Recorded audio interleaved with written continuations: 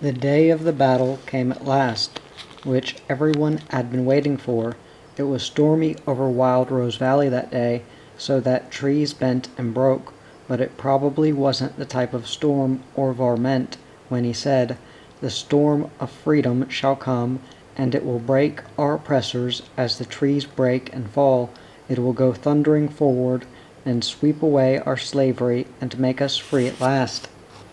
He said this in Marius's kitchen. People came in secret to hear him and see him. Yes, they wanted to see him and Jonathan. "You two are our solace and our hope. You are all that we have," they said, and they would sneak to Marius's farm at night, although they knew how risky it was.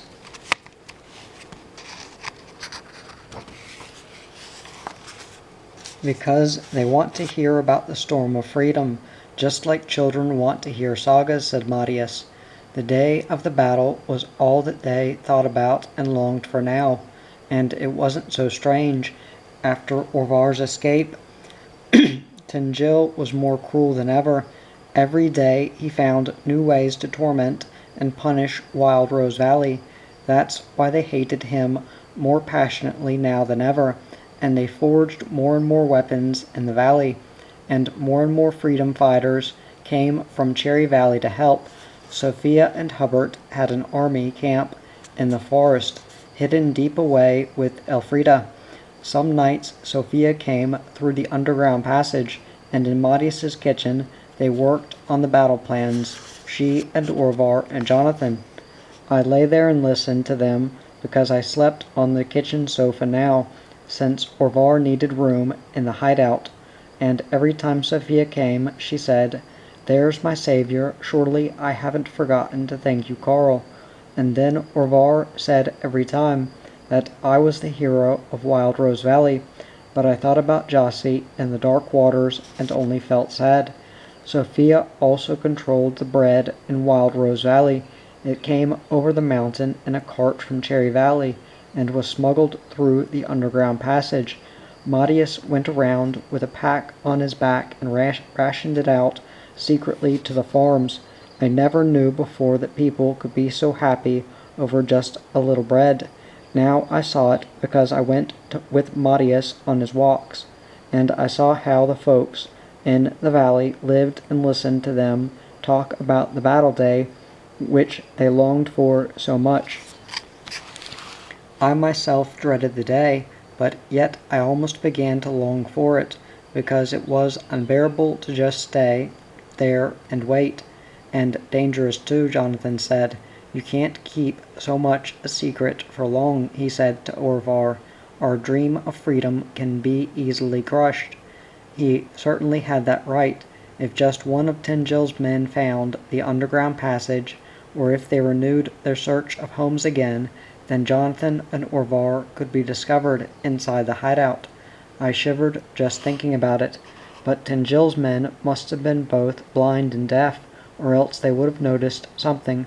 If they had listened a little, they would have heard how the storm of freedom began to thunder, soon to resound throughout all of Wild Rose Valley, but they didn't notice.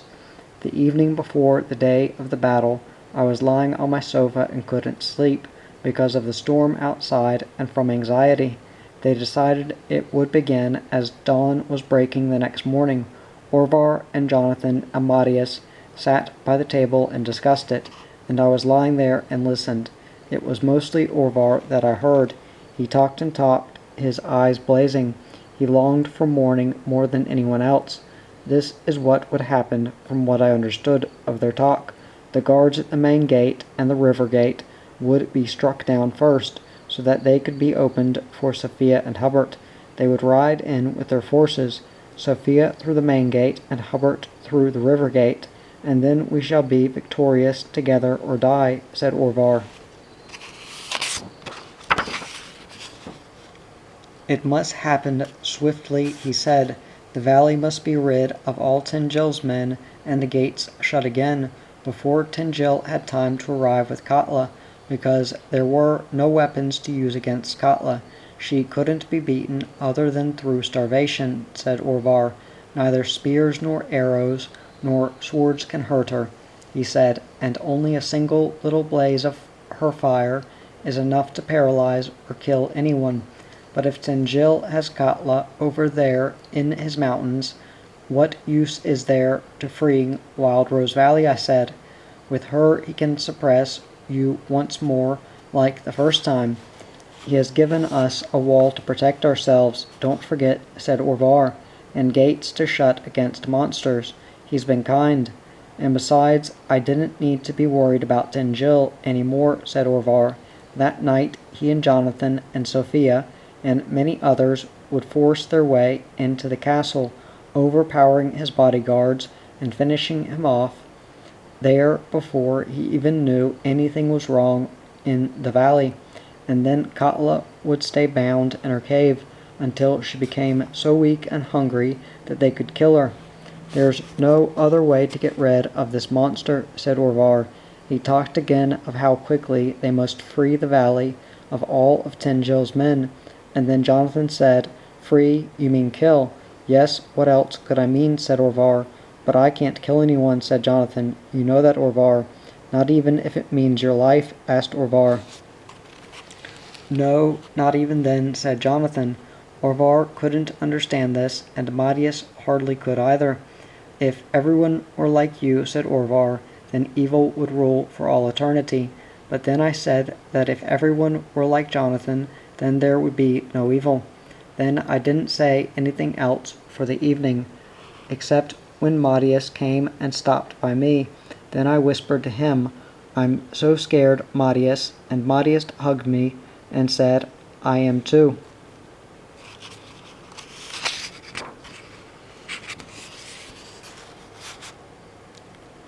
Anyway, Jonathan had to promise Orvar that he would ride among the fighting crowd on his horse to give the other people courage and to do what he couldn't or wouldn't do himself. The folks of Wild Rose Valley must see you, said Orvar. They must see both of us. Then Jonathan said, Well, if I must, then I must. But from the light of the small candle burning in the kitchen, I saw how pale he was. We had to leave Grim and Fialar out in the forest with Elfrida when we came back from Katla Cavern, but it was decided that Sophia would bring them with her when she rode through the main gate on Battle Day. It had also been decided what I would do. I wouldn't do anything, just wait until it was all over. That's what Jonathan said. I would sit completely alone at home in the kitchen and wait. No one slept much that night, and then morning came. Yes, the morning came, and Battle Day. Oh, how heartbroken I was that day. I saw and heard more than enough blood and cries, because they fought on the hillside below Matias's farm. I saw Jonathan riding around there, with the storm tearing at his hair, and all round him there was nothing but fighting and slashing swords and whistling, spears and flying arrows and cries. And I said to Fialar that if Jonathan died, then I wanted to die too. Yes, I had Fialar with me in the kitchen. I didn't let anyone know about it, but I needed to have him there. I couldn't be alone. Fialar also looked out through the window at what was happening on the hill outside. He neighed. I didn't know if it was because he wanted to be out with Grim or if he was scared like me. I was scared. I saw Vetter fall in front of Sophia's spear, and Cater dropped from Orvar's sword. Dodic too, and many others. They fell left and right, and Jonathan rode among them in the middle, the storm tearing at his hair, and his face became whiter and whiter, and my heart broke more and more. And then came the end. Many cries were heard in Wild Rose Valley that day, but one was not like any of the others. In the middle of the battle a horn sounded through the storm, and we heard a cry, Katla comes. And then came the screams, Katla's screams of hunger that we all knew so well. Then the swords fell down, and the spears and arrows, and those who fought couldn't fight any more because they knew that no one could save them. Only the thundering storm and Tinjil's battle horn and Katla's cries were now heard in the valley, and Katla's fire poured out, killing everyone that Tinjil pointed to. He pointed and pointed, and his cruel face was dark with anger. And now the end was coming to Wild Rose Valley. I knew it. I did not want to watch it. I did not want to watch. Not watch anything. Only Jonathan. I needed to know where he was, and I saw him just beyond Marius's farm. He sat there on Grim. He was pale and completely still, and the storm tore at his hair. "Jonathan," I shouted. "Jonathan, do you hear me?" But he didn't hear me, and I saw him spur his horse on, and then he flew down the slope. Like an arrow he flew, riding quicker than anyone in heaven or on earth. I knew it. He flew toward Tinjil, and he flew past him. And then the battle horn sounded again, but it was Jonathan blowing it now. He had snatched it out of Tinjil's hand, and he was blowing it so that it resounded, so that Katla would know she had a new master. Then it became so quiet, even the storm ceased. Every one was quiet and just waited. Tinjil sat insane with fear on his horse and waited. Katla waited too. Once again Jonathan blew the horn.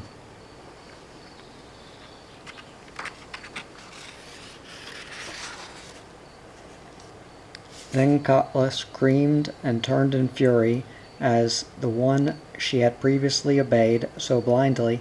"Tinjil's time will come one day," Jonathan had said. I remembered. It had come now. So the battle ended that day in Wild Rose Valley. Many gave their lives for freedom's sake. Yes, it was free now, their valley, but those who were lying there dead didn't know it. Marius was dead. I didn't have a grandfather any more. Hubbard was dead. He was the first to fall. He never made it through the river gate, because he met Tinjil and his soldiers there. He met Katla in front of everyone. Tinjil was bringing her that day to punish Wild Rose Valley for the last time because of Orvar's escape. He hadn't known there would be a battle that day, though when he found out, he was probably happy to have Katla with him. But Tinjil was dead now, as dead as the others. "Our tormentor is no more," said Orvar. "Our children shall live in freedom and be happy. Soon Wild Rose Valley will be as before." But I thought that Wild Rose Valley would never be like before. Not for me, not without Marius. Orvar had received a sword cut across his back, but it was as if he hadn't felt it or didn't care about it. His eyes were still blazing as he talked to the folks in the valley. "We shall be happy again," he said, time after time. There were many who cried that day in Wild Rose Valley, but not Orvar. Sophia lived. She wasn't wounded, and now she would turn home to Cherry Valley with all of her soldiers, those who were left alive. She came to us outside Marius's farm to say farewell. Marius lived here, she said, and cried a little. Then she hugged Jonathan. "Come home soon to Knight's farm," she said. "I'll think about you every minute until I see you again." And then she looked at me. "Carl, are you coming with me?" "No," I said. "No, I'll stay here with Jonathan." I was so scared that Jonathan would send me away with Sophia, but he didn't. "I really want to have Carl with me," he said. On the slope below Marius's farm, Katla was lying like a big terrible lump, silent and covered with blood. Now and then she looked at Jonathan, like a dog looking to see what its master wants. She touched no one now, but as long as she was there, the terror still lay over the valley. No one dared be happy. Wild Rose Valley could neither celebrate its freedom nor mourn its dead, as long as Katla existed, said Orvar, and there was only one who could lead her back to the cave. It was Jonathan. "Will you help Wild Rose Valley one last time?" asked Orvar. "If you lead her there and chain her, then I'll do the rest when the time comes." "Yes," said Jonathan, "I'll help you one last time, Orvar. I know how you should travel along the river. You should ride slowly and watch the river flowing down and the glittering water and the willow tree branches. dancing in the wind. You shouldn't travel there with a dragon at your heels, but we did, and we heard the heavy trampling of her feet behind us. Clump, clump, clump, she sounded, so dangerous when she walked. Grim and Fialar almost went crazy. We could hardly control them. Now and then Jonathan blew the horn. It was an awful sound, too, and Katla definitely didn't like it, but she had to obey it. When she heard it, it was the only thing that comforted me on our ride. We didn't say a word to each other, Jonathan and I. We just rode as long as we were able to. Before night and darkness fell, Jonathan had to chain Katla in her cave, where she would die. Then we would never see her again, and we could forget that there was a land called Carmanyaka. The mountains of the ancient mountains could stand there for all eternity. But we would never travel this way again. Jonathan had promised me that. It became still toward evening, no longer stormy, but a calm, warm night, and it was so beautiful when the sun set. It was the kind of evening that when you should ride along the river without being scared, I thought. But I didn't show Jonathan that I was scared. At last we arrived at Karma Falls. Carmanyaka, this is the last time you'll see us, said Jonathan, as we rode over the bridge, and then he blew the horn. Katla saw her cliff on the other side of the river. She certainly wanted to go there, because an eager hissing came from her. Right on Grim's hocks, she hissed. She couldn't have done that,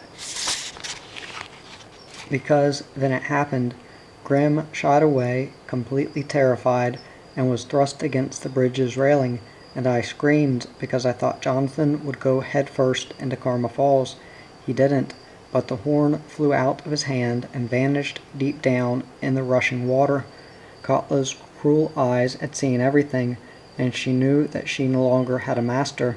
Then she screeched. The fire was already streaming out of her nostrils. Oh, how we rode to save our miserable lives! How we rode, over the bridge and then up the trail toward Tinjil's castle, with Katla hissing behind us.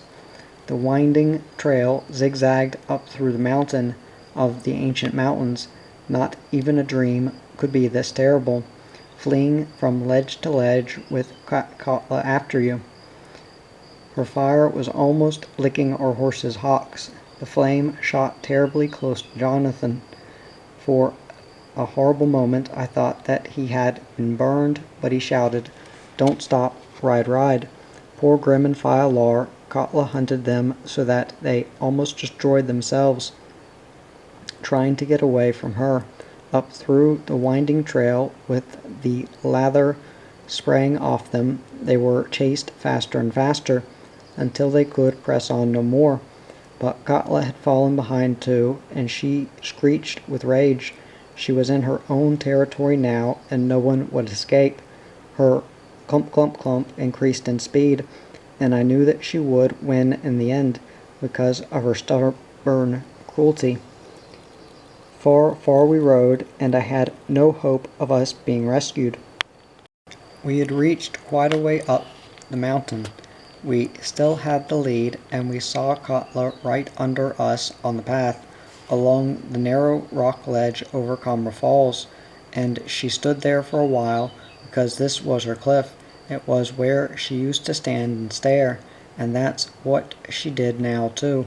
Almost reluctantly she stopped and stared down into the falls.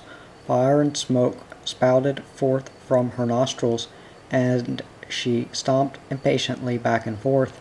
But then she remembered us, and she glared up at us with blazing eyes. "You're cruel," I thought. "You're cruel, cruel. Why don't you stay there on your cliff?" But I knew that she would come. She would come.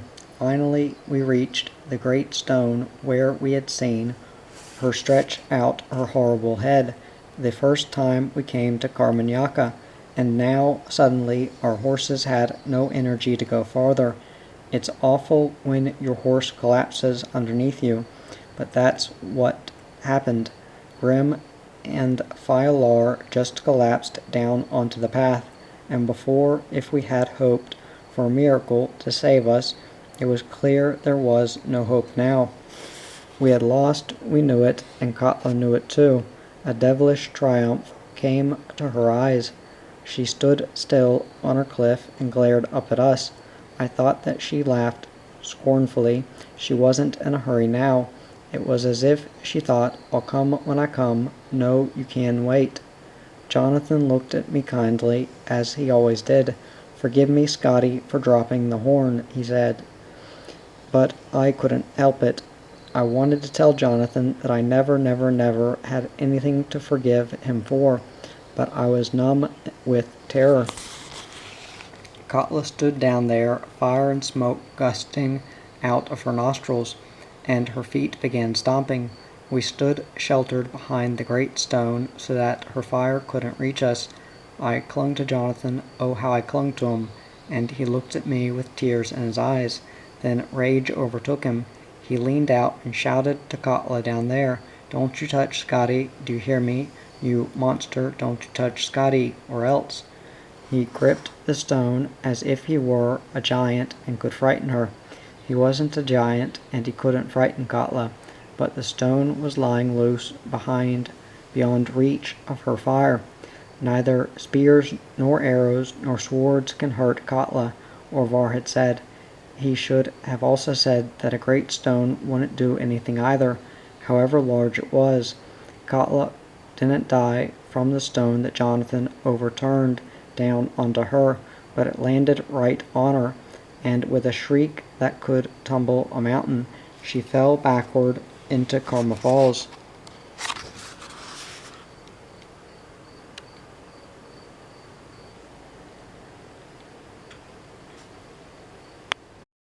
No, Jonathan didn't kill Katla. Karm did, and Katla killed Karm.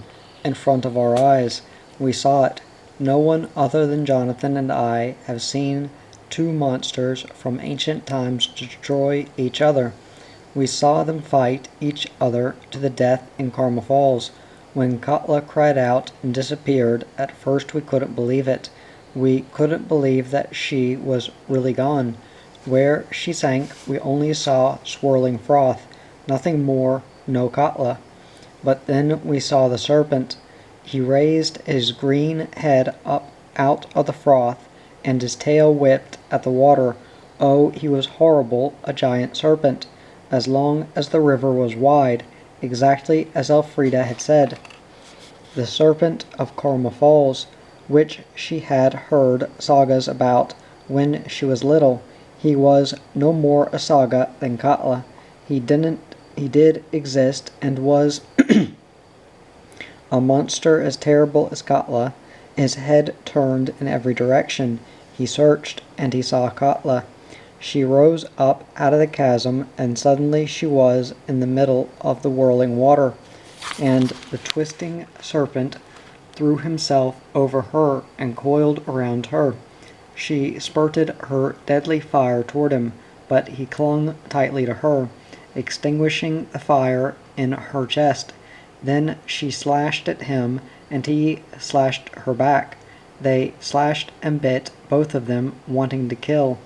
They had longed for this since ancient times. Yes, they slashed and bit like two furious creatures, hurling their horrible bodies at each other in the whirling water.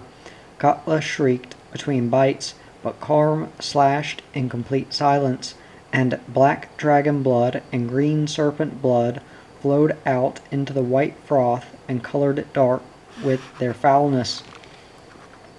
How long did they hold on? It felt as if I had stood there on the path for 1,000 years, and never saw anything other than these two raging monsters in their final battle. It was a long and horrible fight, but it ended at last. A piercing cry came from Katla. It was her death cry. Then she was silent. But then Karm no longer had his head, but his body didn't let go of her, and they sank together, tightly entwined down into the depths. And then there was no Karm and no Katla. They were gone as if they had never existed. The froth was white again, and the poisonous blood from the monsters was washed away by the mighty waters of Karma Falls. Everything was as before, like it had been since ancient times. We stood there gasping on the path, although it was all over. We couldn't speak for a long time, but at last Jonathan said, "We must get out of here quickly, it'll be dark soon, and I don't want night to fall on us in Carmagnaca."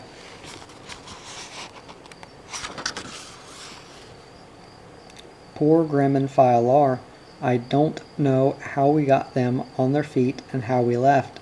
They were so tired that they could scarcely lift their legs, but we left Carmagnaca and rode over the bridge for the last time.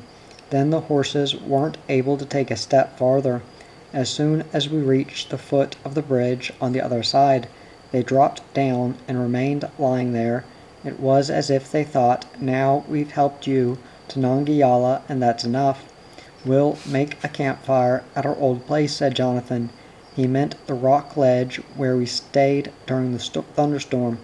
When I saw Katla for the first time, I still shivered when I thought about it, and I would have rather camped for the night in some other place. But we couldn't go farther now. The horses needed water first before we could settle down for the night. We gave them water, but they didn't want to drink. They were too tired. Then I became anxious. "Jonathan, there's something odd about them," I said. "Do you think they'll be better when they've gotten some sleep?" "Yes, everything will be fine when they've gotten some sleep," said Jonathan. I pet Fiolar. He was lying there with his eyes closed. "What a day you've had, poor Fiolar," I said. "But tomorrow everything will be fine." That's what Jonathan said. We made our fire right where we had our first one, and that cliff where we withstood the thunderstorm really was the finest place you could think of for a campfire. If you could just forget that Carmagnaca was so close behind us, where were high mountain walls. They were still warm from the sun and protected us from all the wind. In front of us the cliff dropped straight down into Karma Falls, and on the side closer to the foot of the bridge there was also a steep slope down toward a green meadow. It appeared just as a little green spot far, far below us. We sat by our fire and watched the twilight fall over the mountains of the ancient mountains and the river of the ancient rivers. I was tired, and I thought that I had never lived through a longer or more difficult day. From dawn to dusk there hadn't been anything other than blood and terror and death. There were some adventures that should not happen, Jonathan had once said, and we'd had more than enough of them this day. The day of battle, it had been very long and difficult, but now it was finally over. Yet our sorrow wasn't gone. I thought of Marius. I mourned for him so much, and while we sat there by the fire I asked Jonathan, "Where do you think Marius is now?" "He's in Nangilima," said Jonathan. "Nangilima? I've never heard you talk about that," I said. "Yes, you have," said Jonathan. "Don't you remember the morning when I left Cherry Valley, and you were so scared? Don't you remember what I said then? If I don't come back, we'll meet in Nangilima. And Marius is there now." Then he told me about Nangilima. He hadn't told me any stories in a long time. We hadn't had the time. But now, while he sat there by the fire and talked about Nangilima, it was almost like he was sitting next to my sofa in the kitchen back at home in town. In Nangilima," said Jonathan, with that voice he always used when he told stories. "It's still during the time of campfires and sagas there. Poor Marius, if it's full of adventures, that should not happen," I said. But Jonathan said that in Nangilima it was not a time of cruel sagas, but only happy ones that were full of play. People played there, well, they worked too, of course, and helped each other with everything. But they played a lot and sang and danced and told sagas, he said. Sometimes they frightened the children with very cruel, horrible sagas about monsters like Carmen Katla and cruel people like Tinjil. But afterward they laughed at it. Are you scared now? They said to the children. It's only a story, something that never happened, never here in our valley at least. Marius had it good in Nangilima, said Jonathan. He had an old farm in Apple Valley. It was the most beautiful farm in the prettiest and greenest of Nangilima's valleys. Soon it will be time to pick the apples in his apple orchard, said Jonathan. We should be there to help him. He's too old to climb up a ladder. I almost wish that we could go there, I said, because I thought that it sounded so fine there in Nangilima, and I longed for Marius. Why do you say that? Said Jonathan. Well, we could live with Marius at Marius's farm in Apple Valley in Nangilima. Tell me how it would be, I said. Oh, it would be fine, said Jonathan. We could ride around the forest and make our campfires here and there. If only you knew what the forest around Nangilima's valleys were like, and deep in the forest lie clear little lakes. We could make a campfire by a new lake every evening, and be away for days and nights, and then go home to Marius again, and help him with the apples, I said. But then Sophia and Orvar would have to look after Cherry Valley and Wild Rose Valley without you, Jonathan. Well, why not? Said Jonathan. Sophia and Orvar don't need me any longer. They can set things straight in their valleys. But then he became quiet and didn't talk any more. We were silent, both of us, and I was tired and not happy at all. It wasn't comforting to hear about Nangilima, which was so far away from us. The darkness grew more and more, and the mountains became blacker and blacker. Large black birds hovered over us, and they cried so forlornly. Everything felt melancholy. Karma Falls roared. I was tired of listening to it. It made me remember what I wanted to forget. Sad, everything was sad, and I thought I'd probably never be happy again. I moved closer to Jonathan. He sat so still, leaning against a mountain wall, and his face was pale. He looked like a prince in a saga, and he sat there, but he was a pale and tired prince. Poor Jonathan, you aren't happy either, I thought. Oh, if I could just make you a little happy.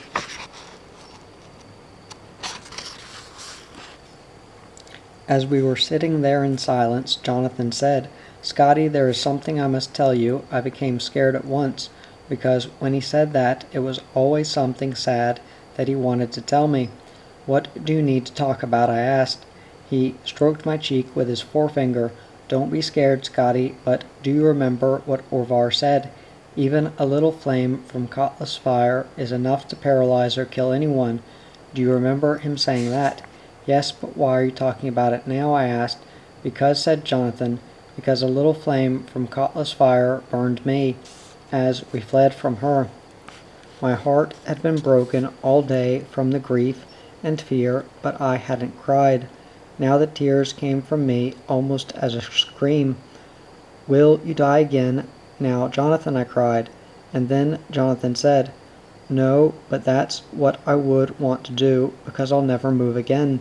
He explained to me the cruelty of Katla's fire. If it didn't kill him, then it did something much worse. It destroyed something inside so that you were paralyzed. It wasn't noticeable immediately, but it came sneaking up, slowly and unrelentingly. I can only move my arms now, he said, and soon I won't be able to do that either. But don't you think it'll go away? I said, crying. No, Scotty, it will never go away, said Jonathan, unless I can go to Nangilima. Unless he could go to Nangilima. Oh, now I understood. He was thinking of leaving me again. I knew it. One time he had disappeared to Nangilala without me, but not this time, I cried, not without me. You're not going to disappear to Nangilima without me. "Do you want to come with me then?" he asked. "Yes, what do you think I said? Haven't I said that, wherever you go I'll follow?" "You've said that, and it's my comfort," said Jonathan, "but it's a difficult task to get there." He sat quietly for a while again, and then he said, "Do you remember the time when we jumped? That horrible time when it was burning and we jumped down into the yard? I came to Nangiala then, do you remember that?" "Do I remember it?" I said, and cried even more. "How can you ask that? Don't you think that I've remembered it every moment since then?"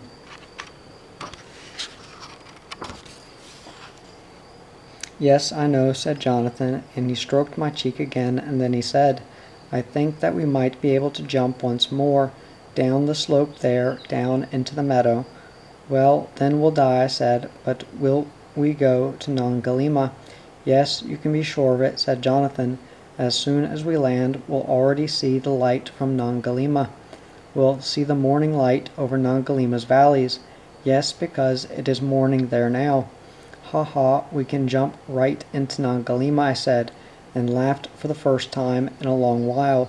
"That we can," said Jonathan, "and as soon as we land we'll also see the path to Apple Valley right in front of us. And Grim and Fialar are already standing there and waiting. We only need to get into the saddle and trot off." "And you won't be paralyzed at all then," I said. "No, then I'll be free of all evil and so happy that I won't know what to do. And you too, Scotty, you'll also be happy there. The path to Apple Valley goes through the forest. How do you think it will feel as we ride there in the morning sun, you and I?" "Good," I said, and laughed again. "And we won't be in a hurry," said Jonathan. "We can swim in a little lake if we want. We'll still have time to reach Apple Valley before Marius has soup ready." "How happy he'll be when we arrive," I said, but then it was as if I had been hit with a club. Grim and Fialar, how could Jonathan believe that we could take them with us to Nongalima? "How can you say that they're already standing there waiting for us? They're lying over there asleep." "They're not sleeping, Scotty, they're dead, from Katla's fire. But what you see over there are just their shells, believe me. Grim and Fialar are already standing by the path to Nongalima, waiting for us." "Let's hurry then," I said, "so they don't need to wait any longer." Then Jonathan laughed at me and smiled. "I can't hurry at all," he said. "I can't leave this spot. Have you forgotten?" And then I realized what I must do. "Jonathan, I'll take you on my back," I said. "You did it for me once, and now I'll do it for you. It's only fair." "Yes, that's fair," said Jonathan, "but do you think you dare, Scotty Lionheart?" I went over to the slope and looked down. It was already so dark you could hardly see the meadow any longer, but it was such a steep drop that it was terrifying beyond belief. If we jumped there, at least we'd be certain of getting to Nongalima, both of us. No one needed to be left alone to lie mourning and crying and being scared. But we would not jump. I would do it. It was a hard task to get to Nongalima, Jonathan had said, and now for the first time I realized why. How would I dare? How would I ever dare? "Well, if you won't risk it now," I thought, "then you're a piece of dirt, and you'll never be anything other than a piece of dirt." I went back to Jonathan.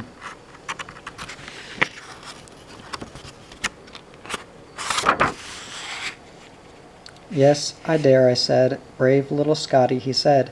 "Then we'll do it now. I want to sit for a while with you first," I said.